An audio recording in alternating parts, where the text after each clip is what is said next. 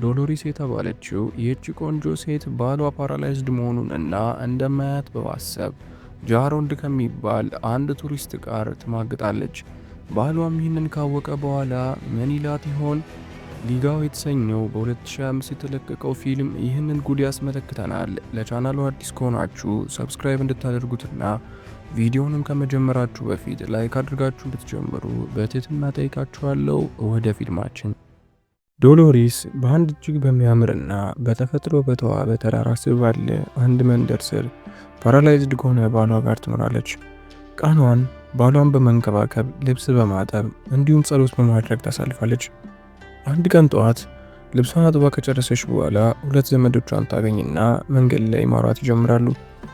በዚህ አጋጣሚ ሁለት ቱሪስት የሚመስሉ ሰዎች አጠገባቸው ሲያልፉ ታስተውልና ወሬዋን ትቀጥላለች። ምክንያቱም ቦታው በጣም ማራኪ ስለሆነ ቱሪስቶች ይበዙበት ነበር። ዶሎሪስ ወደ ቤቷ ትመለስና ጸሎቷን ለማድረስ ትቆማለች። በዚህ ሰዓት ኦሊን የሚባል አንድ ግለሰብ ወደ እሷ ይቀርብና ሊያናግራት ይሞክራል። ነገሩ ቀለል ያለ ጅንጀና ሊመስላችሁ ይችል ይሆናል። ነገር ግን መጨረሻው የከፋ ሳይሆን እንደማይቀር ልነግራችሁ እወዳለሁ። ይህ የዚህ ሰውዬ ሰላምታ ትልቅ ወጥመድ ውስጥ እንዴት ይከታት ይሆን? የምንመለከተው ይሆናል። ኦሊን አንዴ ብቻ አላቆመም። በተደጋጋሚ እየመጣ ያስቸግራት ነበር። ነገር ግን የእሷ አቋም ሁሌም አንድና አንድ ነው።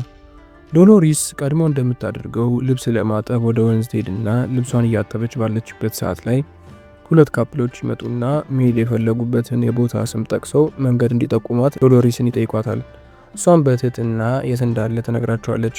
ነገር ግን ወንዱ ልጅ ዶሎሪስን ያየበት መንገድ ፍቅረኛውን አላስደስታትም ነበር። በዚህም ምክንያት በሁለቱ መካከል መቃቃር ይፈጠራል። ከዚህ ሁሉ ትዕይንት በኋላ ዶሎሪስ ወደ ቤቷ ትመለሳለች። በዚህ አጋጣሚ ባሏን አላስተዋወቅኳችሁም። ለካ ሮደል ይባላል።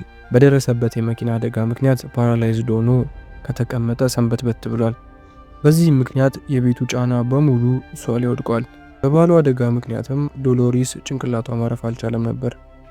የዚያን ቀን ምሽት ዶሎሪስ ወደ ቤቷ ትመለስና ባለቤቷን መንከባከብ ትጀምራለች። ባለቤቷ ሮደልም በሁኔታው በጣም እንዳዘነ ከፊቱ ይነበብበታል።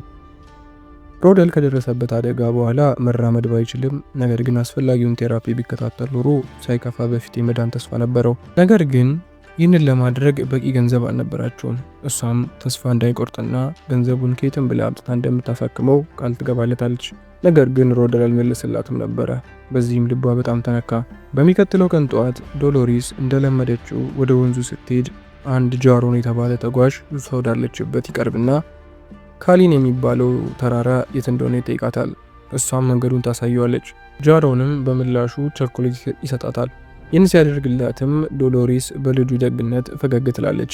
ከዚያም ትንሽ ማውራት ይጀምራሉ። ነገር ግን አንድ ነገር እየተፈጠረ ነበር። በዚህ ሰዓት ኦሊን ከሩቅ ሆኖ ነገሩን በቅናት እየተከነከነ ይመለከታል። ከቆይታዎች በኋላ ጃሮን የሚሄድበት ቦታና የነ ዶሎሪስ ሰፈር አንድ አቅጣጫ ላይ ስለነበረ አብረው መሄድ ይጀምራሉ። በመንገዳቸው ላይም ስለ አንዳንድ ነገሮች መጫወት ይጀምራሉ። በዚህ ሰዓት በድንገት ዶሎሪስ ወለም ይላታል። ይህንን ያዩ ጃሮን በፍጥነት እግሯን ማሸት ይጀምራል።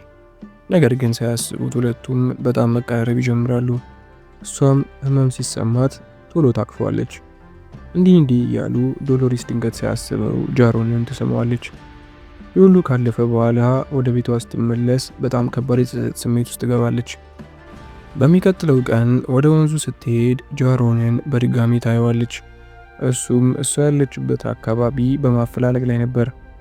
ከዚያም ተቀራርበው እያወሩ ባለበት ሰዓት ላይ እንደሚወዳትና ለእሷ ልዩ ስሜት እንዳለው መንገር ሲጀምር ታስቆመውና ባለትዳር እንደሆነችና ባሏን መራመድ እንደማይችል ትነግረዋለች። ይህም ችግር ከተከሰተ እንደቆየና ባሏም እስካሁን ድረስ ሕክምና እንዳላገኘ አክላ ትነግረዋለች። ጃሮኒን ከሰማ በኋላ ቴራፒስት እንደሆነና ባሏንም ሊረዳላት እንደሚችል ይነግራታል። ዶሎሪስም ይህንን ስትሰማ በጣም በደስታ ዘለለች። እናም ቶሎ ወደ ቤታቸው ወሰደችው። ጃሮንም ሮደልን ከተዋወቀ በኋላ ከዚህ በፊት ታክሞበት የነበረውን አንዳንድ ወረቀቶች ያያል። በደንብ ከተመለከታቸው በኋላም የመዳን ተስፋ እንዳለውና በረጅም ጊዜ ቴራፒ ወደ ቀድሞ እንደሚመለስ ይነግረዋል። ከቆይታዎች በኋላ ዶሎሪስን ብቻዋን ማውራት ይጀምራል። ባሏም ከጊዜያት በኋላ እንደሚድን ነገር ግን ቴራፒው በጣም ጊዜ እንደሚፈጅ ይነግራታል። ይህንንም ነግሯት ሊወጣ ሲል አብራው ትሄድና ማውራት ይጀምራሉ። ከዚህም በኋላ ባሏን እንደሚያድንላት ይነግራታል። ነገር ግን ስለ ክፍያው ሌላ ጊዜ እናወራለን ይላታል። ይህንን ከሰማች በኋላ ጃሮን የሆነ ነገር ሳያስብ እንዳልቀረ ትጠረጥራለች። ሁለቱ እየተራመዱ በሚያወሩበት ሰዓት ላይ ኦሊን በድብቅ የሚሆነውን ነገር እየተከታተለ ነበር። መከታተልን ብቻ ሳይሆን የሚያደርጉትን አላስፈላጊ ግንኙነት በስልኩ ሪከርድ እያደረጋቸው ነበር። ለምን ብትሉ ይህንን ፋይል ከያዘባት ለባሏ እንደሚያሳይ በማስፈራራት ሊቆጣጠራት ይችላል። ያንን ምሽትም አብረው ከሱ ጋር ያሳልፋሉ። በነጋታውም ወደ ቤቷ ስትመለስ ባሏ ሮደል እየጠበቃት ነበር። እሷም ዘመዶቿ ቤት እንዳደረች ትነግረዋለች። ነገር ግን እሱ መልስ አልሰጣትም ነበር። በዚህ ዝምታውም እንዳላመናት ሳይገባት አልቀረም። ከቆይታዎች በኋላ ጃሮን ሮደልን ቴራፒ ለመስጠት መጣ። ስራውን እየሰራ ባለበት ሰዓት ላይም ዶሎሪስ ጃሮንን ትነካካዋለች። ከዚያም በጆሮ ትሄድና በሹክሹክታ ወንዙ አጠገብ እንዲገናኙ ትነግረዋለች። አብሮ ተያይዘውም እዛ እየሄዱ ባለበት ሰዓት ላይ ሳያስቡ ኦሊንን ያገኙታል። ኦሊንም እንደሚወዳትና ለእሷ ስሜት እንዳለው ሊነግራት ሲሞክር የእሷ ምላሽ ግን አሉታዊ ነበር። ኦሊን ይህንን ካየ በኋላ የፈጠነ ሪከርድ ያደረገው ቪዲዮ ያወጣውና ያሳያታል። በዚህ የተደናገጠችው ዶሎሪስ ደርቃ ቀረች። ኦሊንም ሪከርድ ያደረገውን ቪዲዮ የሚፈልገውን ነገር ካልፈጸመችለት እንደማያጠፋላት ይነግራታል።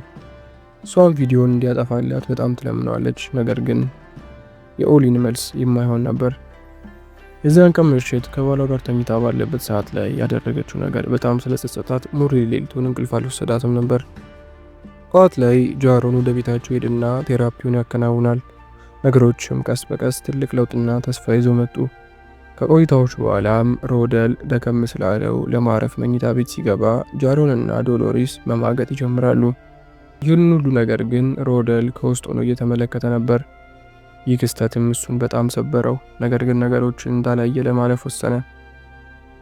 ጠዋት ላይ ጃሮን በድጋሚ ይመጣና የሮደልን ለውጥ ይመለከታል። ሮደልም መራመድ የቻለ ሲሆን ነገር ግን ፊቱ ላይ ምንም አይነት ደስታ አይነበብበትም ነበር። ቀኑ የሚመሽና ጃሮንና ዶሎሪስ መንገድ ላይ ወክ እያደረጉ ባለበት ሰዓት ላይ ኦሊን ሰክሮ እየተንገዳገደ ወደ እነሱ ይመጣና ያስቆማቸዋል። ስልኩንም አውጥቶ የያዘባትን ቪዲዮ ያሳያታል። በዚህም አላበቃም። ሽጉጥ አውጥቶ ሊያስፈራራቸው ሲሞክር ሮደል ከኋላ ይመጣና ጭንቅላቱን መጥቶት ራሱን እንዲስት ያደርገዋል።